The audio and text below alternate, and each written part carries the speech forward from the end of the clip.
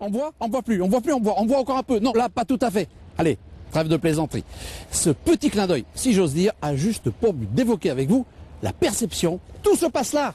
Bienvenue chez notre maître à penser. On connaît tous ces images qui présentent une illusion d'optique comme celle-ci, où la tête de Freud peut être confondue avec une femme nue. Tout est une question de perception visuelle et d'interprétation par le cerveau.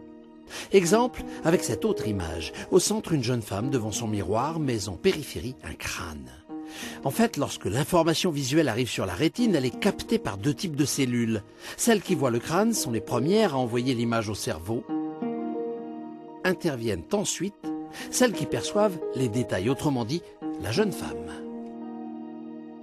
Eh bien, en effet, en fonction des attentes que vous allez avoir des régions attentionnelles qui vont vous contraindre à analyser plutôt l'information globale ou plutôt les détails.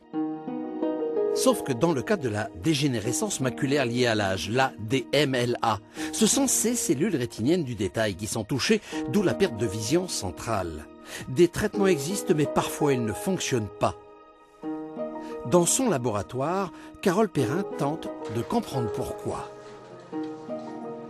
Nous, la question qu'on se pose, c'est est-ce que lorsqu'on soigne l'œil, est-ce qu'on soigne automatiquement le cerveau? Et c'est ça qui nous intéresse ici. On veut étudier si la récupération au niveau de l'œil s'accompagne d'une récupération au niveau cérébral. Si on a une augmentation de l'activité cérébrale après le traitement, c'est qu'il y a une récupération au niveau cérébral. Si on a encore cette diminution de l'activité cérébrale, eh bien, il va falloir envisager une autre éducation. Et notamment, il va falloir réapprendre au cerveau à analyser et à interpréter l'information qui lui arrive de la rétine. Sylviane Valdois, bonjour. Bonjour.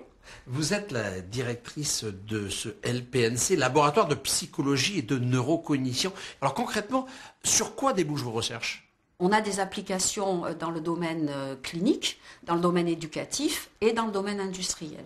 Donc on part toujours de l'étude du comportement humain dans tous les cas. Donc par exemple au niveau industriel, à partir de l'étude de la perception des couleurs et en connaissant en fait le codage de la couleur par la rétine, on peut proposer de nouveaux systèmes de codage de la couleur qu'on va appliquer par exemple aux caméras numériques et qui vont permettre d'obtenir des images qui sont beaucoup plus fidèles à la réalité en termes de couleur. Est-ce qu'aujourd'hui on peut encore dire le cerveau c'est inconnu ? Je pense qu'il y en a encore pour des générations de chercheurs avant d'avoir des réponses un petit peu fiables qui permettent de dire non, ce n'est plus un inconnu.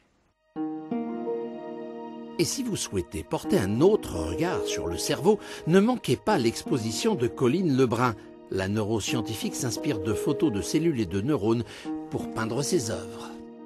Une exposition originale à découvrir ici à Montciné jusqu'au 25 mars. Nous, bien sûr, on se retrouve avant, mercredi prochain. Bonne semaine à tous.